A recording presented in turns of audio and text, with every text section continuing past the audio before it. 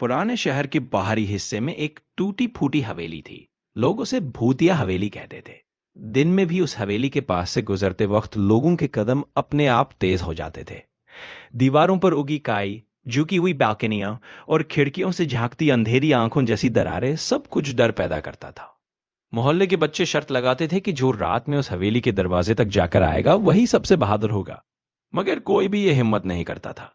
कहते थे कि हवेली में एक भूत रहता है, लंबा सफेद कपड़ों में, रात को जोर जोर से कराहता हुआ।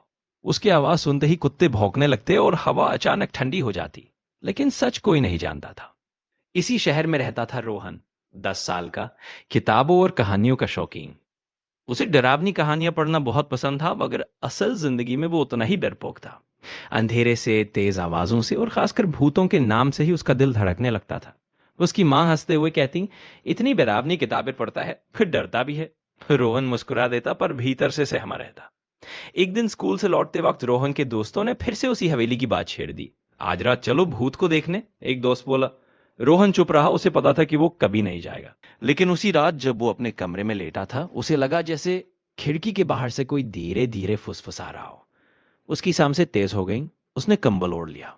फिर धप जैसे कोई भारी कदम। रोहन की हिम्मत टूट गई। अचानक खिड़की पर हल्की सी दस्तक हुई।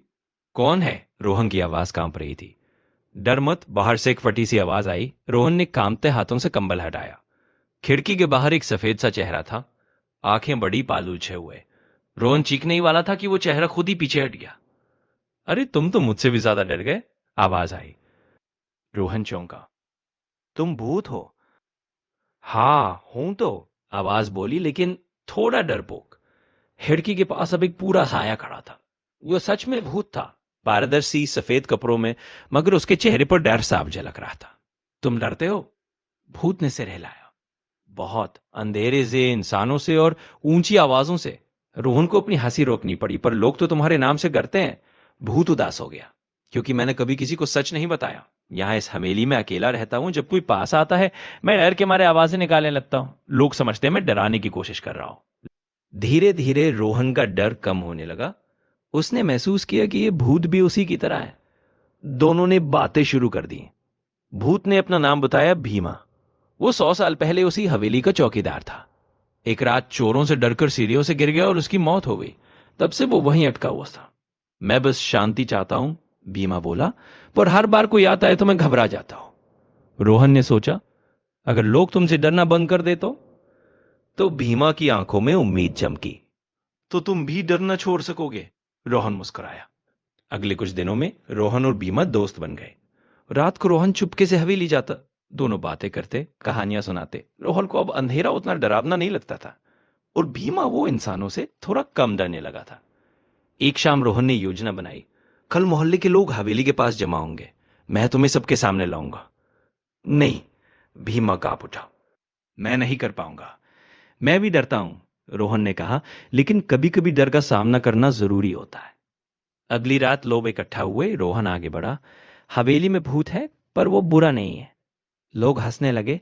तभी हल्की सी ठंडी हवा चली और भीमा प्रकट हुआ। कुछ लोग चीखे, कुछ पीछे हटे, मगर भीमा ने कांपती आवाज में कहा, डरो मत, मैं भी डरता हूं।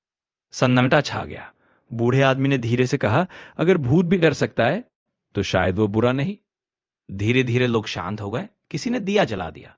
रोशनी में भीमा का चेहरा कम डरावना लगा, ज्यादा उदास। उस रात के बाद हवेली भूतिया नहीं रही। लोग वहां दिए जलाने लगे, बच्चे खेलने आने लगे। भीमा को अब डरने की जरूरत नहीं थी। कुछ समय बाद एक सुबह रोहन ने महसूस किया कि भीमा दिखाई नहीं दे रहा।